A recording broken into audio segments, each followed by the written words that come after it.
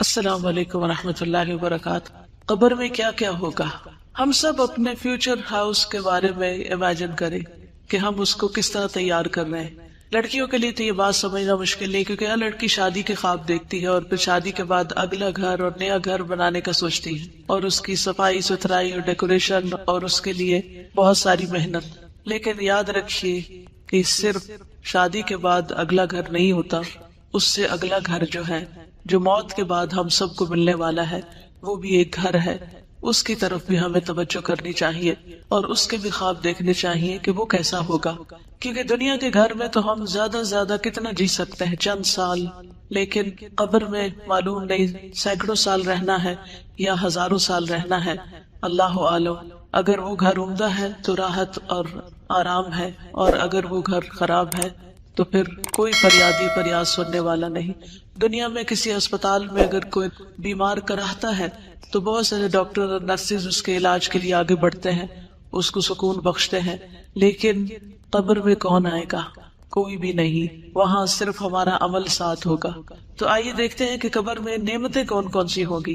جنت کا بستر اور لباس کا ملنا، اور یہ نعمتیں کس کے لیے ہوگی؟ جو سوالوں کا صحیح جواب دے گا۔ سیدنا براء بن عازب رسول اللہ صلی اللہ علیہ وسلم سے روایت کرتے ہیں، تو آسمان سے ایک پکارنے والا پکارتا ہے، یعنی اللہ تعالیٰ، کہ میرے بندے نے سچ کہا، بس اس کے لیے جنت کا بستر بچھا دو، اس کے لیے جنت کی طرف ایک دروازہ کھول دو اور اسے جنت کے کپڑے پہنا دو۔ آپ صلی اللہ علیہ وسلم نے فرمایا، پھر اس کے پاس جنت کی راحت، رزق اور خوشبو آتی ہے۔ قبر میں کیا آتا ہے؟ جنت کی راحت، رزق اور خوشبو، اور فرمایا اس کے لیے اس کی قبر کو تا حد نگاہ کشادہ کر دیا جاتا ہے، جنت کا دروازہ کھولا جانا۔ سیدنا ابو ہریرہ نبی صلی اللہ علیہ وسلم سے روایت کرتے ہیں کہ سوال و جواب کے بعد پھر اس کے لیے جنت کے دروازوں میں سے ایک دروازہ کھول دیا جاتا ہے اور اسے کہا جاتا ہے، یہ تیرا اس جنت میں ٹھکانہ ہے، اور جو کچھ اللہ نے تیرے لیے اس میں تیار کیا ہے، یعنی جو کچھ اللہ نے تمہارے لیے تیار کیا ہے وہ تم دیکھو۔ تو اس کی خوشی اور سرور میں اضافہ ہو جاتا ہے۔ یہ خوش قسمت لوگ ہیں، اللہ تعالیٰ ہمیں بھی ان میں شامل کر لے کہ جو وہاں پر اپنے ٹیسٹ میں کامیاب ہو کر خوش ہوں گے، جیسے آج آپ سرٹیفکیٹ لے کر خوش ہوں گے انشاءاللہ کہ آپ کی کوششیں قابل قدر ٹھہری۔ تو اصل سرٹیفکیٹ وہ ہے جو قبر میں ملے گا، جو وہاں کامیاب ہو گیا وہ اصل کامیاب ہے۔ پھر اس کے لیے جہنم کے دروازوں میں سے ایک دروازہ کھولا جاتا ہے اور اسے کہا جاتا ہے، اگر تو نے اس کی نافرمانی کی ہوتی تو یہ تیرا ٹھکانہ ہوتا، اور جو کچھ اللہ نے اس میں تیرے لیے تیار کیا ہوا ہے، تو اس کی خوشی اور سرور میں اضافہ ہو جاتا ہے کہ شکر اللہ نے مجھے آگ سے بچا لیا۔ صبح و شام جنت کا ٹھکانہ دکھایا جاتا ہے، جیسے بیڈ روم کے اندر ٹیلی ویژن میں لوگ طرح طرح کے مناظر دیکھتے ہیں، نیچرل بیوٹی دیکھتے ہیں یا اور خوبصورت چیزیں دیکھتے ہیں، تو بیٹھے بیٹھے اپنے بیڈ روم میں ہی خوش ہو رہے ہوتے ہیں۔ تو اسی طرح قبر میں لیٹے ہوئے جب اہل جنت، یعنی جن کو انشاءاللہ کامیابی نصیب ہوگی، وہ جنت کا اپنا ٹھکانہ دیکھتے ہیں تو اس کو دیکھ کر خوش ہوتے رہتے ہیں۔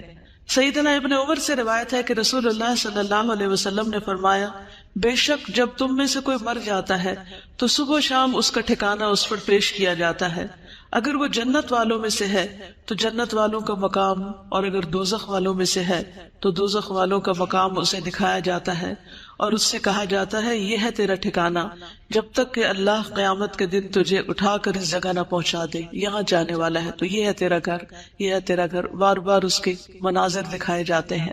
اپنا ٹھکانہ دیکھ کر اللہ کا شکر ادا کرنا۔ سیدنا ابو ہریرہ سے روایت ہے، انہوں نے کہا کہ رسول اللہ صلی اللہ علیہ وسلم نے فرمایا، ہر جنتی کو جہنم میں اس کا ٹھکانہ دکھایا جاتا ہے اور وہ کہتا ہے، اگر اللہ نے مجھے ہدایت نہ دی ہوتی تو میں یہاں ہوتا۔ اس ہدایت پر کتنا اللہ کا شکر ادا کرنا چاہیے، اور یہ بات اس کے لیے شکر کا باعث بن جاتی ہے۔ کیا آج دنیا میں آپ اللہ کی دی ہوئی ہدایت پہ شکر گزار ہوتے ہیں؟ اللہ تیرا شکر ہے تو نے قرآن کی نعمت دی، تیرا شکر ہے تو نے محمد صلی اللہ علیہ وسلم کی پہچان دی، تیرا شکر ہے تو نے ہمیں دین کی سمجھ دی۔ جو آج دین کو پا کر شکر گزار ہوتے ہیں، انشاءاللہ وہ اس پر عمل کرتے ہوئے قبر میں بھی شکر گزار ہوں گے اللہ کے فضل سے۔ قبر کا 70 ہاتھ کشادہ اور سرسبز کر دیا جانا۔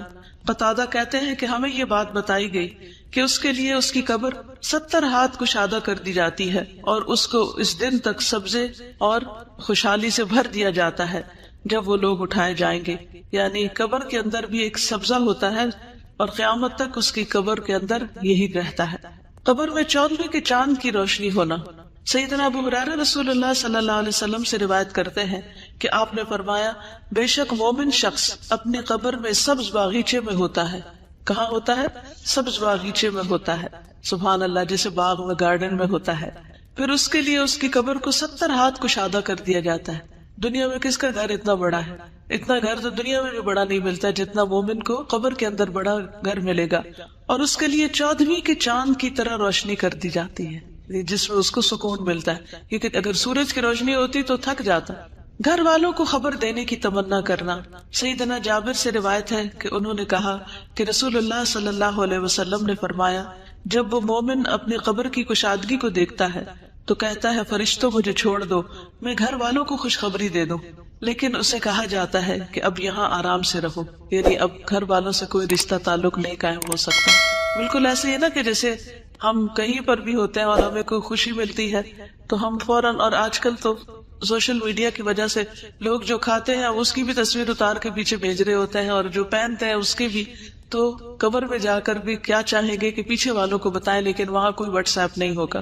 نیک اعمال کا قبر کی تنہائی کو دور کرنا.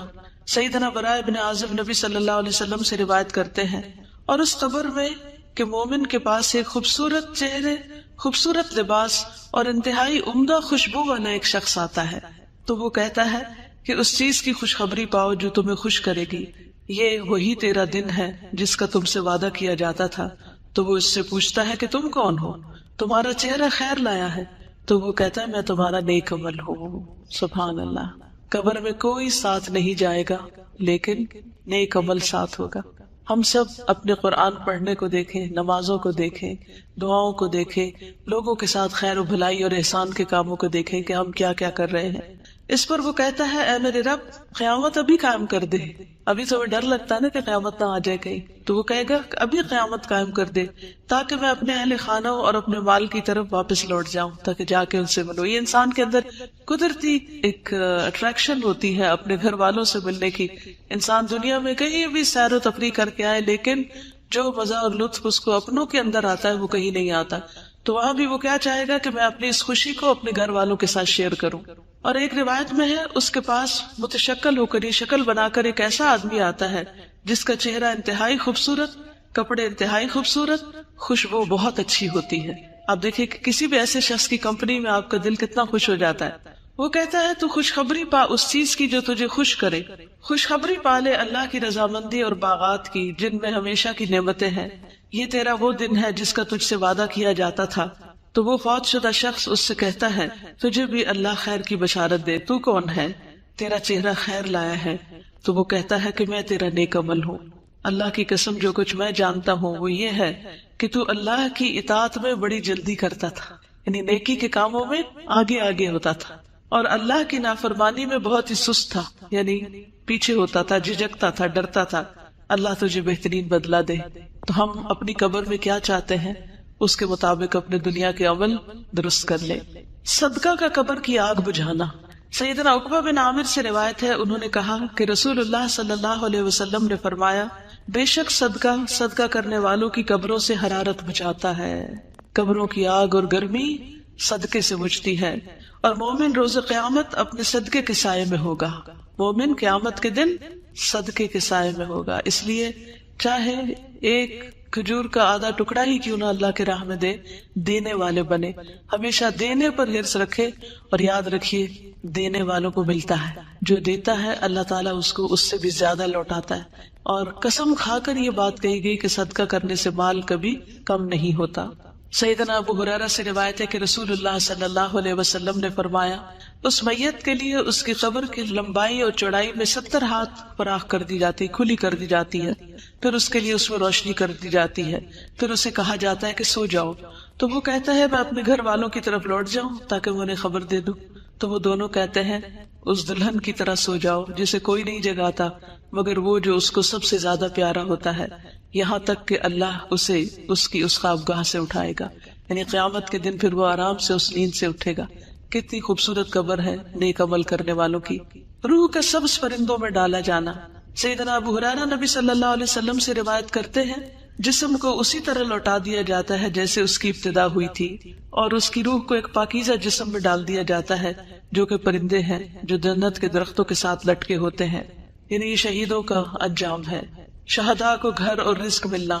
سیدنا ابن عباس سے روایت ہے، انہوں نے کہا کہ رسول اللہ صلی اللہ علیہ وسلم نے فرمایا، شہداء جنت کے دروازے پر موجود ایک نہر کے کنارے پر سبز رنگ کے خیمے میں رہتے ہیں، ان کی طرف ان کا رزق جنت سے صبح و شام آتا ہے۔ سبحان اللہ۔ جنت کا کھانا۔ ایک انصاری صحابی سے روایت ہے کہ ایک مرتبہ ہم لوگ رسول اللہ صلی اللہ علیہ وسلم کے ہمراہ ایک انصاری کے جنازے میں نکلے، اور میں اس وقت نوعمر تھا اور اپنے والد کے ساتھ تھا، تو رسول اللہ صلی اللہ علیہ وسلم قبر کے گڑھے کے کنارے بیٹھ گئے اور قبر کھودنے والے کو تلقین کرنے لگے کہ سر کی جانب سے اسے کشادہ کرو اور دونوں پاؤں کی طرف سے کشادہ کرو، البتہ اس کے لیے جنت میں انگور کے بہت سے خوشے ہیں۔ یعنی نبی صلی اللہ علیہ وسلم نے اس کے دفنانے سے پہلے ہی اس کے لیے خوشخبری دے دی۔ شہداء کی خصوصی مہمان نوازی۔ سیدنا مسروق سے روایت ہے، انہوں نے کہا کہ ہم نے عبداللہ بن مسعود سے اس آیت کے بارے میں سوال کیا، اور جنہیں اللہ کے راستے میں قتل کیا جائے انہیں مردہ گمان نہ کرو بلکہ وہ زندہ ہیں، اپنے رب کے پاس سے رزق دیے جاتے ہیں۔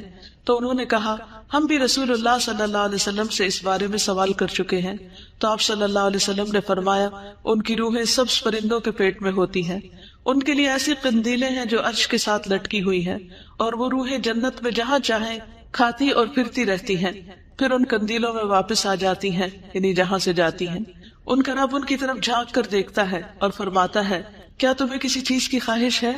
وہ عرض کرتے ہیں ہم کس چیز کی خواہش کریں، حالانکہ ہم جہاں چاہتے ہیں جنت میں کھاتے پھرتے ہیں۔ اللہ تعالیٰ ان سے اس طرح 3 مرتبہ فرماتا ہے، پھر جب وہ دیکھتے ہیں کہ انہیں کوئی چیز مانگے بغیر چھوڑا نہیں جائے گا تو وہ عرض کرتے ہیں اے رب، ہم چاہتے ہیں کہ تو ہماری روحیں ہماری جسموں میں لوٹا دے، یہاں تک کہ ہم تیرے راستے میں ایک مرتبہ پھر قتل کیے جائیں۔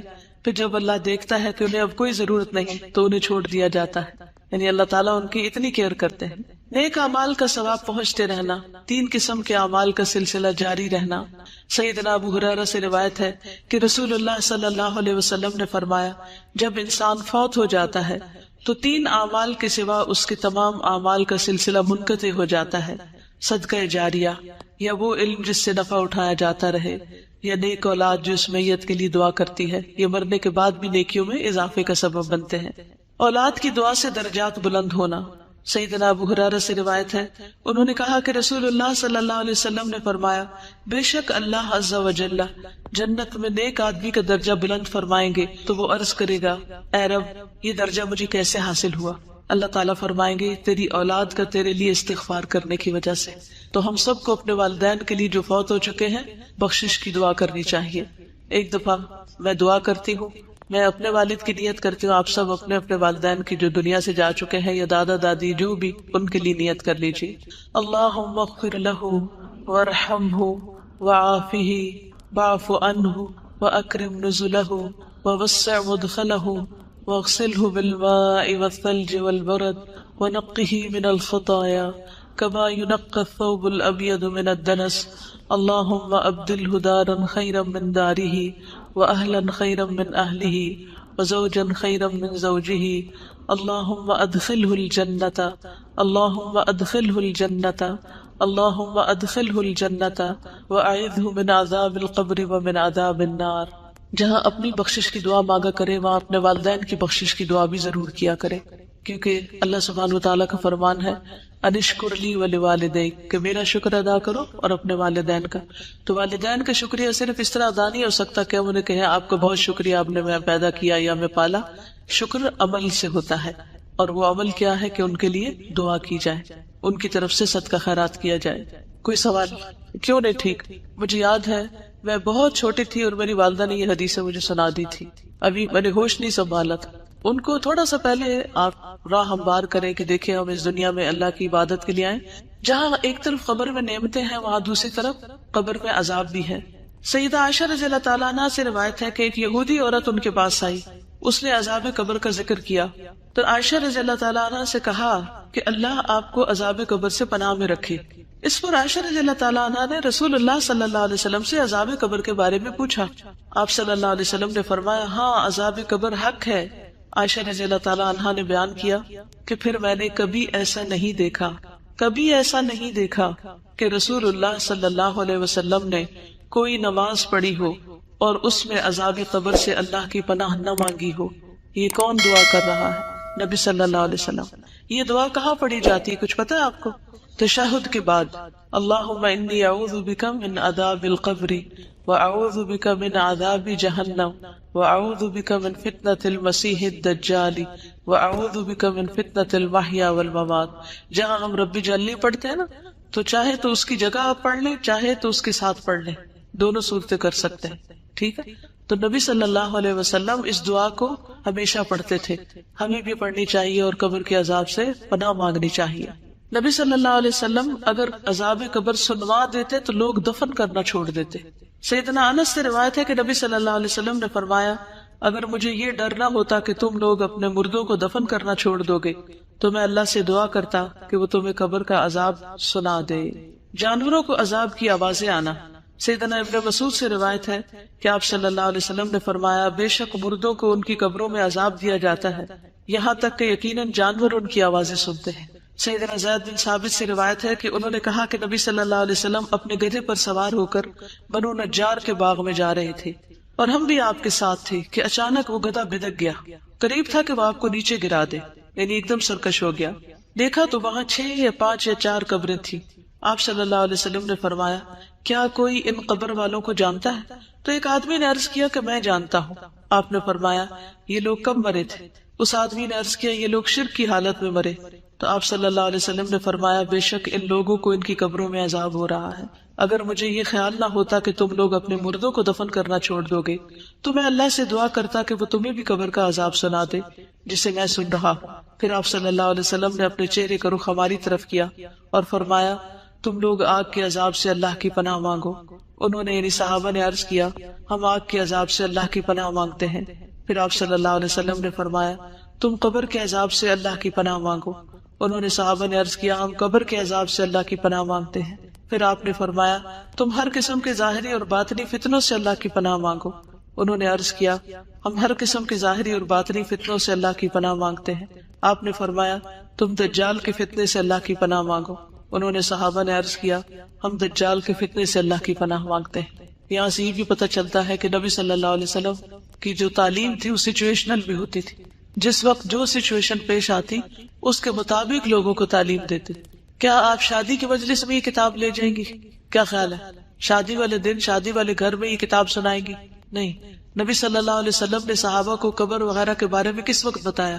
جب وہ قبریں دیکھی انہوں نے، ان حالات یعنی اس موقع کی مناسبت سے. جہنم کا دروازہ کھلنا اور حرارت اور گرم ہوا کا اندر آنا.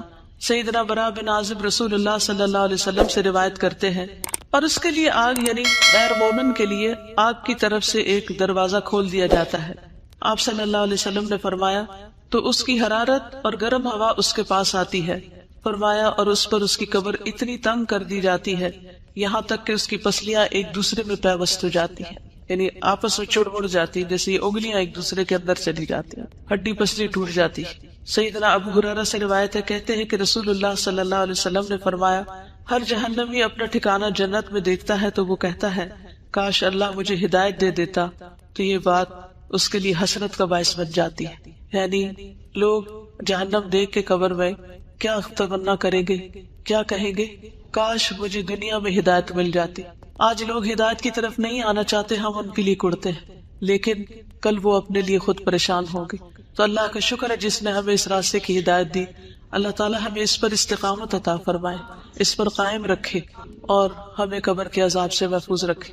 جہنم سے لباس اور بستر آنا اور آگ کی طرف دروازہ کھلنا. سیدنا براء بن عازب رسول اللہ صلی اللہ علیہ وسلم سے روایت کرتے ہیں، غیر مومن کے جواب پر آسمان سے ایک منادی آواز لگاتا ہے کہ اس نے جھوٹ بولا، اس کے لیے آگ کا بستر بچھا دو اور آگ کا لباس پہنا دو اور اس کے لیے آگ کی طرف دروازہ کھول دو. زمین کا باہم مل جانا اور پسلیوں کا ایک دوسرے میں گھس جانا.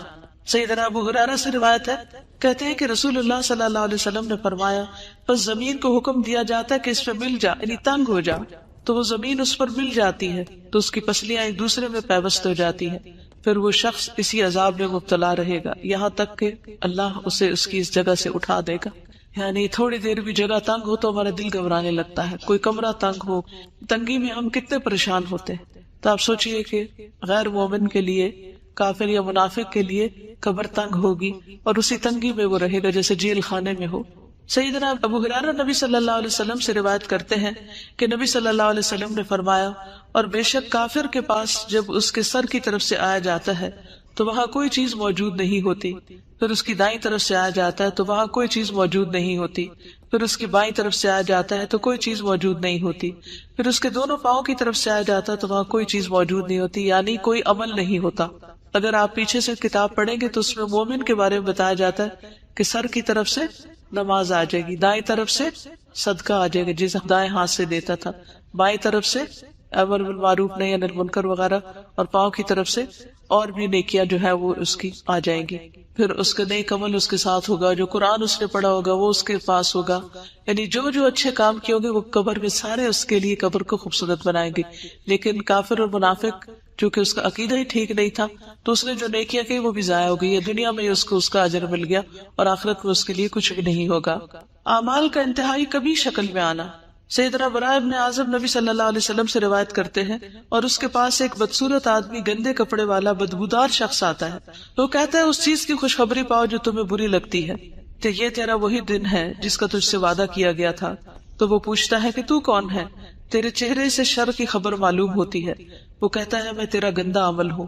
وہ کہتا ہے میرے رب تو قیامت قائم نہ کرنا. مومن کیا چاہتا ہے؟ اے رب قیامت قائم کر، اور کافر چاہے گا کہ قیامت قائم نہ ہو. اندھا بہرا فرشتہ مقرر کیا جانا. سیدنا براء بن عازب رسول اللہ صلی اللہ علیہ وسلم سے روایت کرتے ہیں، پھر اس پر ایک اندھا بہرا فرشتہ مقرر کر دیا جاتا ہے. اس کے پاس لوہے کا ایک ایسا گرز ہیمر ہوتا ہے کہ اگر اسے پہاڑ پہ مارا جائے تو پہاڑ ریزہ ریزہ ہو جائے، اتنی زور کی پٹائی ہوتی ہے. فرمایا پھر وہ اس گرز سے اس کو مارتا ہے اور اس کی مار کی آواز کو مشرق و مغرب کے درمیان کی ہر چیز سنتی ہے سوائے جن و انس کی. پھر وہ مردہ بھی مٹی ہو جاتا ہے، پھر اس میں روح لوٹا دی جاتی ہے. بار بار وہ مرتا ہے اور جیتا ہے اور اس مصیبت سے گزرتا ہے. لوہے کے ہتھوڑے سے دونوں کانوں کے درمیان یعنی گدی پر مار پڑنا. سیدنا انس رضی اللہ تعالیٰ عنہ نبی صلی اللہ علیہ وسلم سے روایت کرتے ہیں کہ نبی صلی اللہ علیہ وسلم نے فرمایا پھر اس کے دونوں کانوں کے درمیان لوہے کے ہتھوڑے سے ایک ضرب لگائی جاتی ہے تو وہ زور سے چیخ اٹھتا ہے. اس کی چیخ و پکار کو جن و انس کے علاوہ اس کے پاس پاس کی تمام مخلوق سنتی ہے. قبر میں کیڑے پکوڑوں اور سانپ کا ڈسنا اور نوچنا. سیدنا ابو ہریرہ سے روایت ہے، انہوں نے کہا کہ رسول اللہ صلی اللہ علیہ وسلم نے فرمایا پھر اسے کہا جاتا ہے سو جا جیسے منحوش سوتا ہے. راوی کہتے ہیں میں نے ابو ہریرہ سے کہا منحوش سے کیا مراد ہے؟ انہوں نے کہا اس سے مراد وہ آدمی جسے کیڑے مکوڑے اور سانپ ڈستے اور نوچتے رہتے ہیں. پھر اس پر اس کی قبر تنگ کر دی جاتی ہے. 99 گنجے سانپوں کا مسلط کیا جانا. سیدنا ابو ہریرہ رسول اللہ صلی اللہ علیہ وسلم سے روایت کرتے ہیں کہ آپ نے فرمایا کیا تم جانتے ہو یہ آیت کس بارے میں نازل ہوئی؟ بس بے شک اس کے لیے تنگ گزران ہے. وَإِنَّ لَهُ مَعِيشَةً ضَنْكَ وَنَحْشُرُهُ يَوْمَ الْقِيَامَةِ أَعْمَى، کہ ہم اسے قیامت کے دن اندھا کر کے اٹھائیں گے. آپ نے فرمایا کیا تمہیں معلوم ہے کہ تنگ گزران کیا یعنی تنگ زندگی کیا ہے؟ انہوں نے عرض کیا اللہ اور اس کے رسول ہی بخوبی جانتے ہیں. آپ نے فرمایا کافر کا اس کی قبر میں عذاب سے دوچار ہونا ہے، یعنی وہ تنگی ہے جو قبر میں پیش آئے گی. اور اس ذات کی قسم جس کے ہاتھ میں میری جان ہے بے شک اس پر 99 گنجے سانپ مسلط کر دیے جاتے ہیں. کیا تم جانتے ہو وہ سانپ کیسا ہوتا ہے؟ وہ 70 سانپ ہیں اور ہر سانپ کے 7 سر ہوتے ہیں. ایک سانپ کے 7 منہ ہوتے ہیں، 7 سر. وہ اسے قیامت کے دن تک ڈستے اور نوچتے رہتے ہیں. اب سوال یہ پیدا تھا کہ عذاب قبر کس کس کو ہوگا؟ ایک کافر منافق تو ہو ہی گیا، اس کے علاوہ کفر اور نفاق میں مبتلا لوگ. قال اللہ تعالی فی القرآن الکریم عن فرعون النار یعرضون علیہا غدوا وعشیا ویوم تقوم الساعة ادخلوا آل فرعون اشد العذاب. قرآن کریم میں اللہ تعالیٰ فرعون کے بارے میں فرماتے ہیں وہ صبح و شام آگ پر پیش کیے جاتے ہیں. وہ تو پانی میں ڈوبے تھے. کچھ لوگوں کا سوال یہ ہوتا ہے کہ جو لوگ قبر میں نہیں جاتے ان کو عذاب قبر کیسا ہوتا ہے؟ کوئی چاہے قبر میں جائے کہ نہ جائے، پانی میں ڈوب کے مرے، کسی شیر چیتے کے پیٹ میں چلا جائے، کہیں بھی چلا جائے، اللہ سبحانہ وتعالیٰ اپنی قدرت اور طاقت کے ساتھ اس کی اسی جگہ کو اس کے لیے قبر بنا دیتے ہیں اور وہاں بھی اس کے لیے عذاب ویسا ہی ہو جاتا ہے جیسا اس کے لائق ہوتا ہے. تو آل فرعون صبح شام آگ پر پیش کی جاتی ہے اور جس دن قیامت قائم ہوگی تو حکم ہوگا آل فرعون کو سخت ترین عذاب میں داخل کر دو، یعنی آخرت کا عذاب اور بھی شدید ہے. وقال فی المنافقین فکیف اذا توفتهم الملائکۃ یضربون وجوہهم وادبارهم ذلک بانہم اتبعوا ما اسخط اللہ وَكَرِهُوا رِضْوَانَهُ فَأَحْبَطَ أَعْمَالَهُمْ، اور منافقین کے بارے میں فرماتے ہیں پھر اس وقت ان کا حال کیا ہوگا جب فرشتے ان کی روح قبض کریں گے تو ان کے چہروں اور پشتوں پر مار رہے ہوں گے، یہ اس لیے کہ وہ ایسی بات کے پیچھے لگ گئے جس نے اللہ کو ناراض کر دیا اور اس کی رضا کی راہ اختیار کرنے کو پسند نہ کیا، تو اس اللہ نے ان کے سب اعمال ضائع کر دیے۔ یعنی موت کے وقت بھی فرشتے مارتے ہیں۔ کبھی کسی نے دیکھا موت کے وقت مار پڑتی؟ دیکھی کسی نے؟ ہماری آنکھیں نہیں دیکھتی، لیکن قرآن ہمیں بتاتا ہے کہ ایسا ہوتا ہے۔ تو یہ علم غیب سے تعلق رکھتا ہے۔ قبر کا عذاب کس سے تعلق رکھتا ہے؟ علم غیب سے۔ یعنی جب ایک انسان مر جاتا ہے نا تو دنیا سے اس کا رشتہ ختم ہو جاتا ہے، پھر قبر میں کیا ہوتا ہے وہ وہی جانتا ہے، ہم نہیں جان سکتے۔ ہم اگر قبر کھود کے بھی دیکھیں تو ہمیں نظر نہیں آئے گا کچھ۔ کبھی کبھی ایسے ہوتا ہے کہ اللہ سبحانہ وتعالیٰ دنیا میں بھی ایسی کچھ نشانیاں دکھا دیتا ہے۔ میں نے ایک ویڈیو کلپ دیکھا تھا کہ کسی ملک میں ایک میت کو دفن کر رہے اور قبر کھود رہے اور اس میں بار بار سانپ آ رہا ہے۔ میں نے اپنی آنکھوں سے دیکھا کہ وہ مختلف طریقوں سے اس سانپ کو نکالنے کی کوشش کرتے ہیں، ہٹانے کی، رخ موڑنے کی، لیکن وہ سانپ باز نہیں آتا۔ آخر تنگ آ کر وہ لوگ میت کو جب نیچے اتارتے ہیں تو وہ اس کے کفن کے اندر گھس جاتا سانپ۔ یہ نشانیاں کبھی کبھی اللہ سبحانہ وتعالیٰ دکھا دیتے ہیں تاکہ لوگوں کو یقین آ جائے، ورنہ ہمارے لیے تو قرآن اور سنت ہی کافی ہے، سچے نبی کی سچی باتیں ہی کافی ہیں کہ ہم ان پر یقین کریں۔ کسی انسان کی بات یا کسی ویڈیو کلپ کی تو بات ہی دوسری کی جا سکتی ہے تاکہ لوگ عبرت پکڑے۔ سیدنا ابو ایوب سے روایت ہے، وہ کہتے ہیں کہ رسول اللہ صلی اللہ علیہ وسلم سورج غروب ہونے کے بعد باہر نکلے تو آپ نے کچھ آواز سنی تو آپ نے فرمایا یہودیوں کو ان کی قبروں میں عذاب ہو رہا ہے۔ یعنی آپ صلی اللہ علیہ وسلم کو بھی اللہ سبحانہ وتعالیٰ ایسی باتیں سنوا دیتے تھے کیونکہ آپ ہمیں پھر علم یقینی کے ساتھ خبر دیتے تھے۔ ظلم کرنے والا اللہ تعالیٰ نے فرمایا اور کاش آپ ظالموں کو دیکھیں جب وہ موت کی سختیوں میں مبتلا ہوتے ہیں۔ اللہ اکبر، اللہ ہمیں بچائے۔ اور فرشتے ان کی طرف اپنے ہاتھ پھیلائے ہوئے ہوتے ہیں اور کہتے ہیں لاؤ اپنی جانیں نکالو، آج تم ذلت کے عذاب کا بدلہ دیے جاؤ گے، اس وجہ سے کہ تم اللہ پر ناحق باتیں کہتے تھے اور تم اس کی آیات سے تکبر کرتے تھے۔ چغل خور اور پیشاب کی چھینٹوں سے نہ بچنے والا۔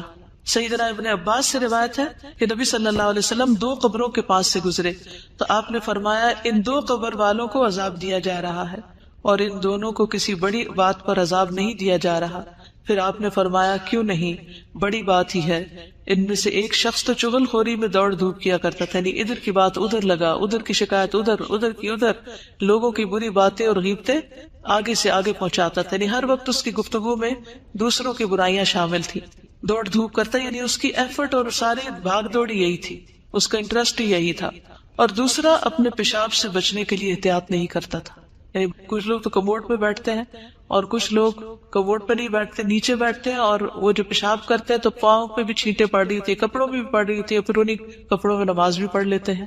تو طہارت کا اہتمام کرنا بے حد ضروری ہے۔ اللہ سبحانہ وتعالیٰ ہمیں صحیح طہارت اختیار کرنے کی توفیق دے، نہ ہم حد سے بڑھیں اور نہ اس کو چھوڑیں۔ سیدنا ابن عباس سے مروی ہے کہ رسول اللہ صلی اللہ علیہ وسلم نے فرمایا قبر کا عموماً عذاب پیشاب کی وجہ سے ہوتا ہے، پس تم پیشاب کے چھینٹوں سے بچا کرو۔ مظلوم کی مدد نہ کرنے والا اور بغیر وضو کے نماز پڑھنے والا۔ سیدنا ابن مسعود سے روایت ہے کہ آپ صلی اللہ علیہ وسلم نے فرمایا اللہ کے بندوں میں سے ایک بندے کے بارے میں حکم دیا گیا کہ اسے قبر میں 100 کوڑے لگائے جائیں۔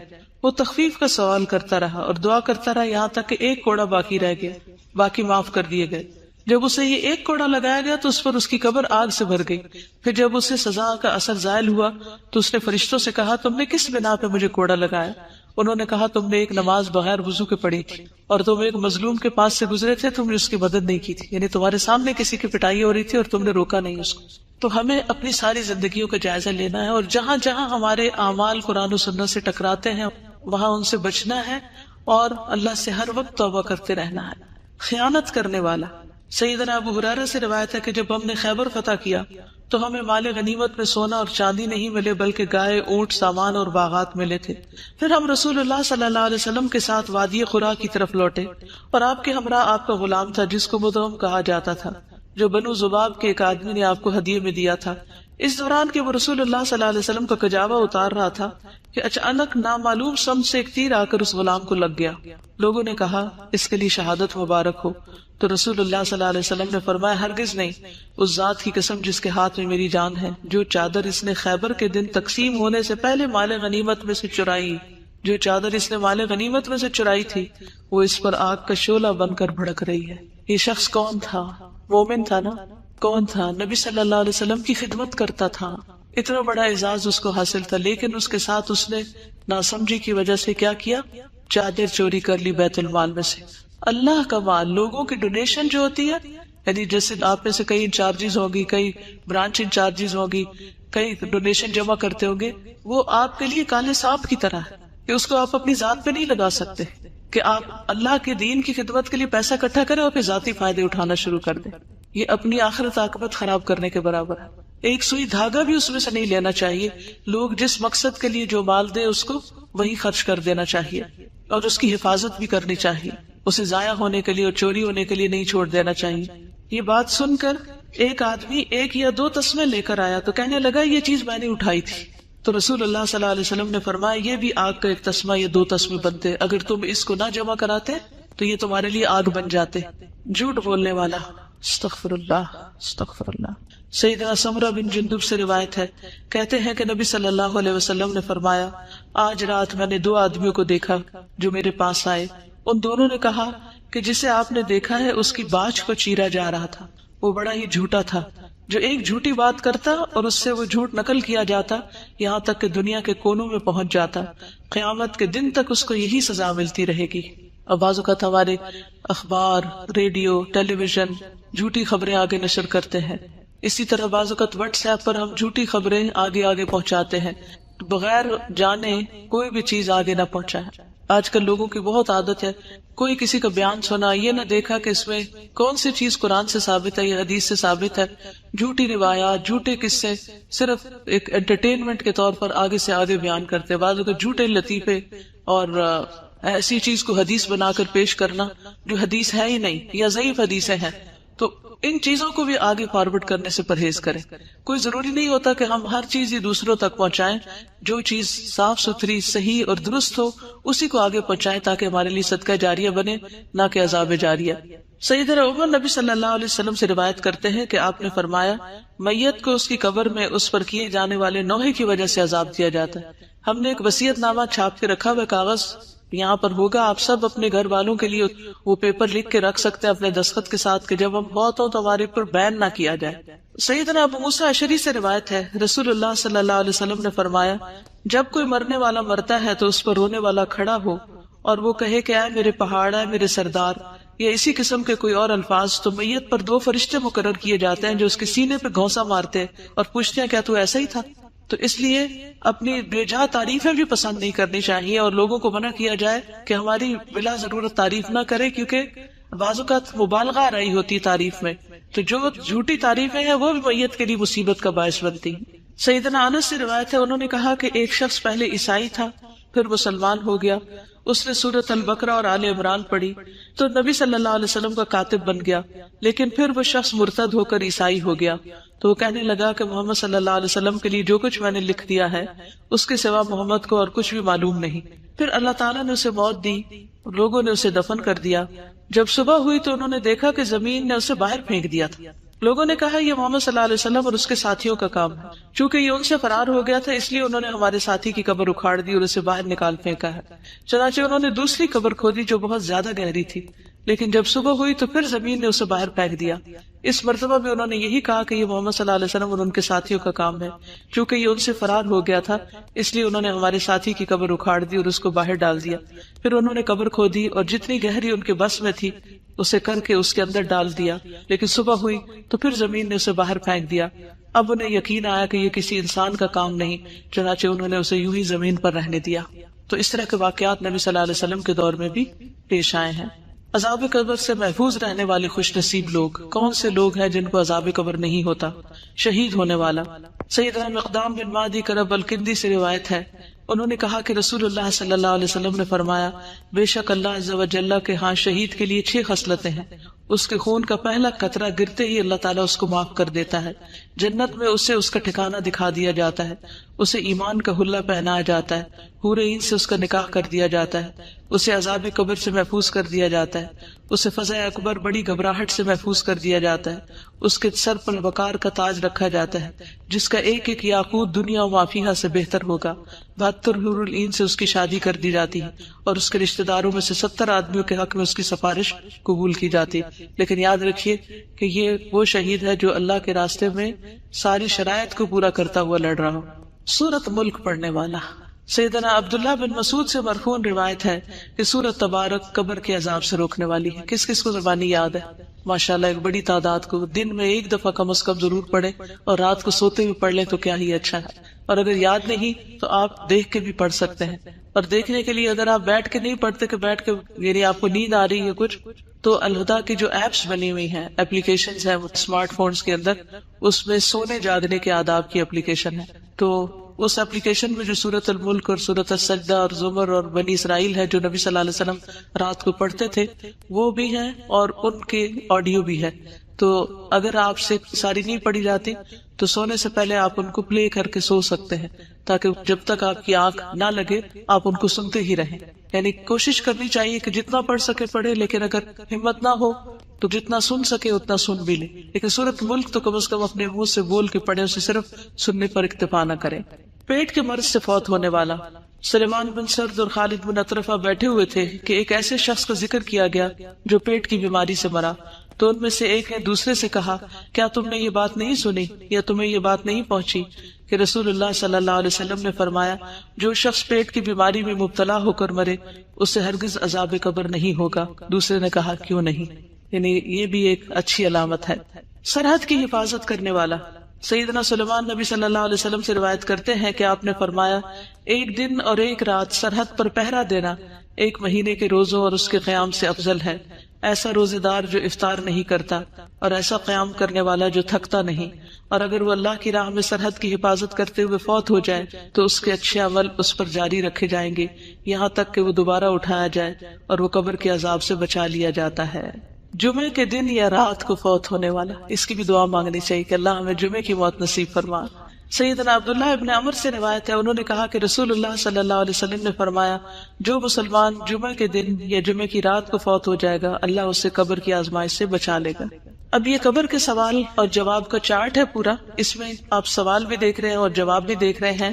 یہ جتنی بھی حدیثیں تھیں صحیح, ان سب میں جو جو سوال آئے ہیں, جو جو جواب آئے ہیں, جو فرشتے کہتے ہیں اور جو انجام ہوگا وہ ساری لکھ دی گئی ہیں. اس کو آپ خود بھی پڑھ سکتے ہیں لیکن پڑھیے گا ضرور. اب آخر میں ہم دعا کر لیتے ہیں. آخر میں ہے اچھی موت کے حصول کی دعائیں. میں دعا پڑھوں گی, آپ سب آمین کہیں گے, دعا دیکھتے بھی جائیے جو میں پڑھ رہی ہوں, ٹھیک ہے؟